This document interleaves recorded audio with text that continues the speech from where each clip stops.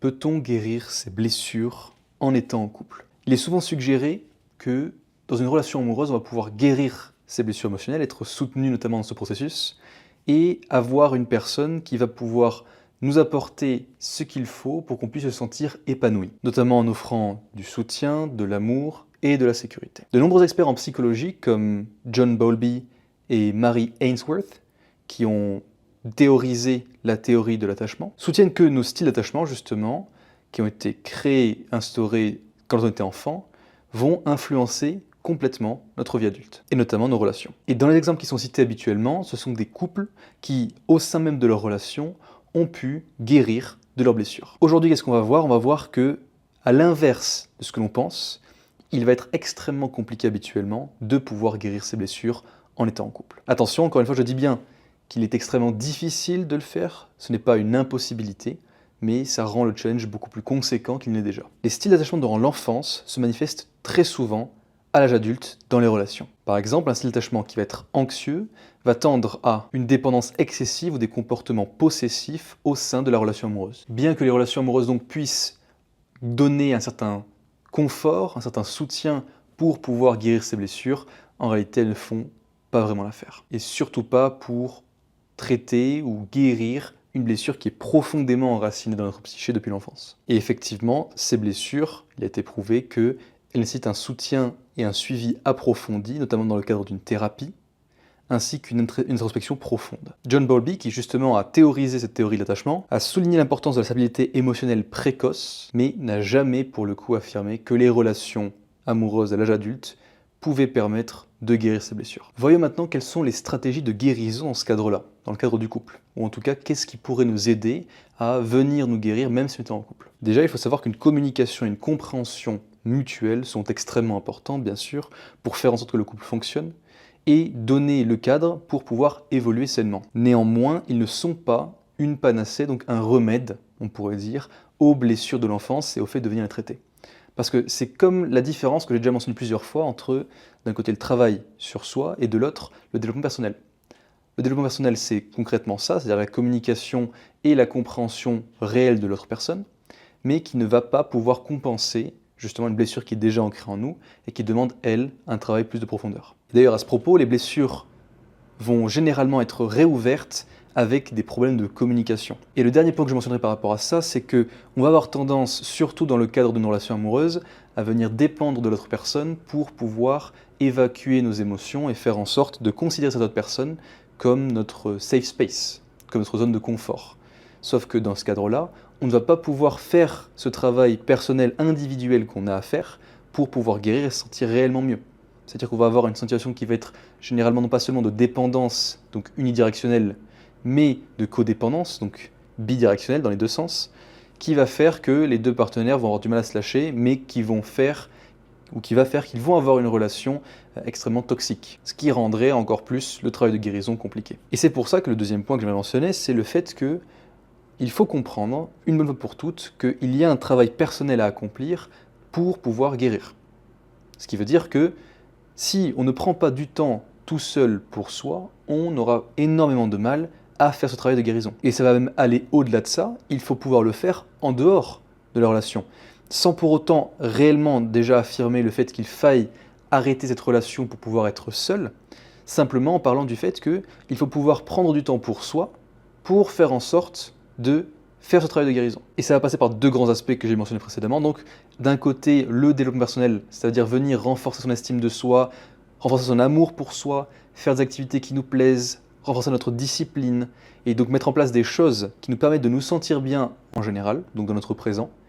Et en venant sécuriser notre présent, on va pouvoir se donner la capacité de venir travailler sur notre passé pour faire en sorte de débloquer ces choses-là par rapport aux blessures. Et pour ça, il faut pouvoir le faire non pas seul, mais bel et bien avec un spécialiste. Donc soit un thérapeute qui a la capacité de venir vous aider à guérir, soit avec quelqu'un qu'on pourrait considérer comme un mentor qui a déjà fait ce travail de guérison. Sachant que dans tous les cas, il va être crucial que la personne qui vous aide soit une personne qui ait fait ce travail.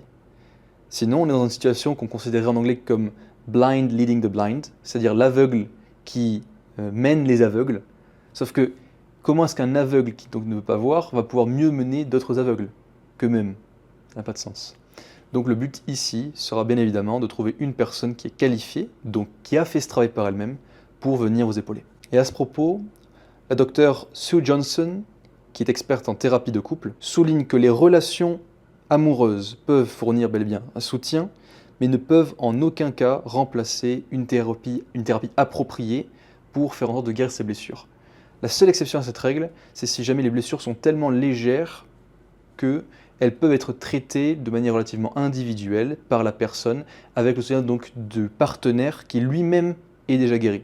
Donc ça, on va le voir ensuite. Avant de continuer, si tu apprécies ce que tu viens de voir, n'oublie pas de t'abonner à la chaîne pour ne rien manquer des prochaines vidéos. Un petit pouce bleu fait énormément plaisir et m'aide à faire grandir la communauté. Et surtout, si tu connais quelqu'un qui pourrait bénéficier des conseils ou de la valeur que j'apporte au sein de cette vidéo ou de mon contenu, n'hésite surtout pas à le partager. Ensemble, nous pouvons créer une communauté de personnes qui s'intéressent à travailler sur elles-mêmes, à mieux se comprendre et mieux comprendre les autres, pour pouvoir être de meilleurs humains et développer des relations de confiance. Merci pour ton soutien. On continue donc avec le rôle d'une thérapie. La thérapie va être vraiment cruciale pour pouvoir guérir ces blessures d'enfance.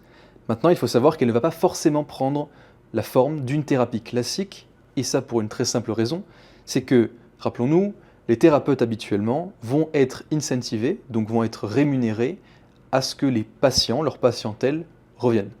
Ce qui veut dire qu'ils vont recevoir de l'argent pour que les patients en eux-mêmes reviennent.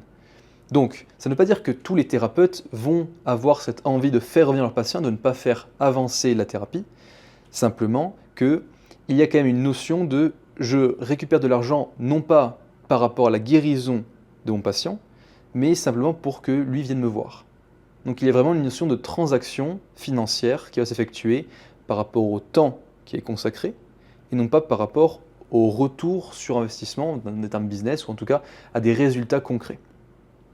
Donc, ce que je vous enjoindrai à faire, c'est de trouver une personne qui vous correspond, un mentor, qui a la capacité de vous accompagner par rapport à votre blessure d'enfance et qui ne va non pas être rémunéré, disons, à la séance, mais beaucoup plus par rapport au travail qui va être accompli sur vous.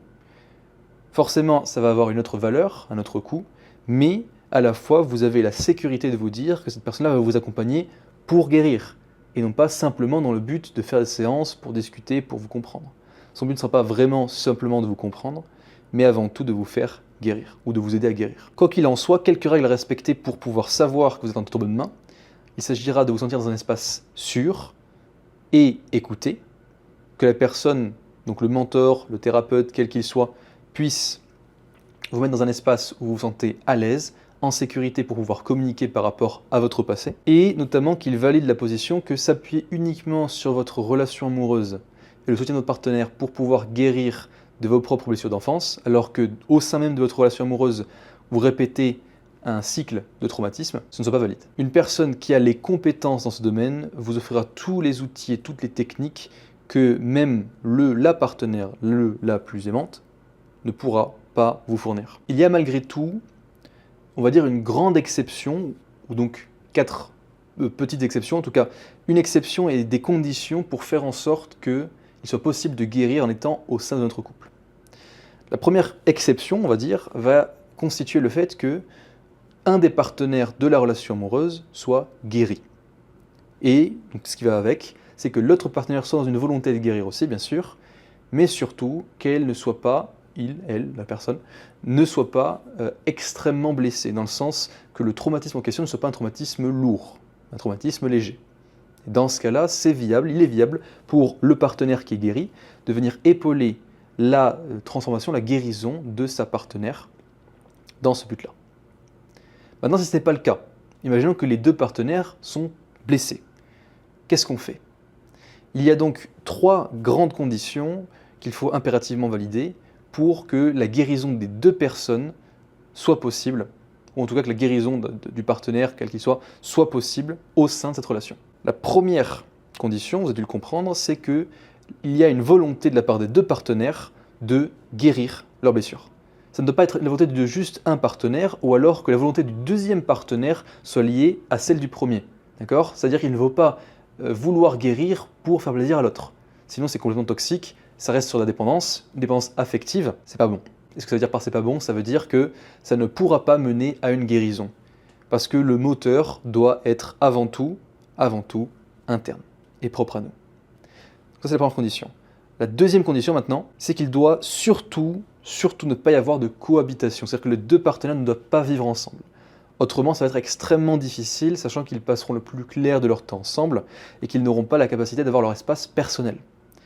Dans la mesure où les deux partenaires ne vivent pas ensemble, alors c'est viable, parce qu'à ce moment-là, ils ont chacun leur propre espace personnel, ils peuvent chacun prendre du temps pour eux, sans forcément que ce soit mal vu par l'autre personne déjà, et surtout parce qu'ils ont leur propre logement dans lequel ils peuvent évoluer tranquillement. Et ça va notamment éviter la tendance à la codépendance. Et enfin, la dernière condition qui va être aussi extrêmement importante, c'est le fait qu'il y ait une absence absolue de tromperie et de micro-tromperie. Et pour quelle raison? Parce que cela fragiliserait l'ensemble de la relation, ce qui veut dire que même si ça faisait, ou dans le but où on va comprendre que ça va pouvoir refaire surface, ou faire surface, dans le cadre de la guérison, du processus de guérison, alors ça va mettre à mal le partenaire, la partenaire qui se fait tromper, ce qui va l'empêcher complètement de continuer le processus de guérison. Parce que pour pouvoir entamer ce processus de guérison, il faut quand même avoir une bonne disposition mentale, c'est-à-dire qu'il faut avoir la base, le socle commun, qui est basé, comme on l'a dit de base, sur le développement personnel, qui est donc le fait de se sécuriser, de se sentir en sécurité, de manière significative, dans son quotidien. Autrement, ça va être extrêmement difficile, si ce n'est impossible. Parce que lorsqu'on va être très profondément touché par des émotions qui vont être hors de notre contrôle dans le cadre d'une tromperie, par exemple, tromperie qui s'apparentera en fait à de la trahison, comme ça pourrait être le cas par rapport à du deuil aussi, ou dans le cadre d'une rupture, alors ça va être beaucoup plus compliqué, sur le moment en tout cas, de venir guérir. Ça va donner de la force et de l'énergie pour pouvoir structurer notre vie, ça c'est possible, mais ça va être vraiment beaucoup plus difficile de pouvoir guérir. Donc voilà les 3 conditions. Si vous y répondez bien sûr, alors il y a de grandes chances que vous soyez en capacité de guérir en couple. En tout cas plus que si ce n'est pas le cas. Mais malgré tout, je préfère le dire, mon point de vue sur la chose, ça reste quand même de prendre du temps par soi-même et dans la majorité des cas, il est préférable quand même de le faire seul, donc de quitter sa partenaire parce que on comprend qu'une personne qui nous a plu, qui nous a attiré avant d'être guéri, c'est une personne qui va généralement ne pas vraiment nous attirer après être guéri. Parce que cette personne-là aura répondu à un schéma répétitif initial. Et donc va correspondre à une image erronée que l'on se fait, et non pas à qui elle est réellement. Donc, on va pouvoir l'apprécier, l'affectionner, mais est-ce qu'on va vraiment l'aimer comme on pensait l'aimer? Habituellement pas. Quoi qu'il en soit, dans le but ou dans le cas où vous voulez travailler sur vous et faire ce travail en étant en couple, 3 exercices qui vont vraiment vous aider. D'un côté, il doit y avoir vraiment ce suivi thérapeutique régulier, donc avec un mentor, un thérapeute, une personne en tout cas qui est qualifiée pour vous épauler dans ce cheminement. Et par régulier, je veux dire au moins une fois par semaine, si ce n'est pour un travail qui va être plus rapide, plusieurs fois par semaine. Et au même titre qu'il doit y avoir ce travail avec le mentor, le thérapeute, il doit aussi avoir un travail individuel régulier. Sans quoi, ça ne se passera pas. Il ne s'agit pas de simplement comprendre les choses, mais de bien agir pour pouvoir intégrer. Il s'agit donc de passer d'une forme de compréhension qui va être intellectuelle à une compréhension qui va être émotionnelle. Donc venir en fait le ressentir. Deuxième point, c'est bel et bien les espaces personnels distincts, donc on l'a vu, que chacun ait son propre lieu où il se sent en sécurité, il se sent safe, où il n'a pas la pression qui pourrait être mise, consciemment ou inconsciemment, par l'autre. Et enfin, le dernier point, qui est des plus importants lui aussi, c'est un engagement profond et réel à de la transparence et de l'honnêteté.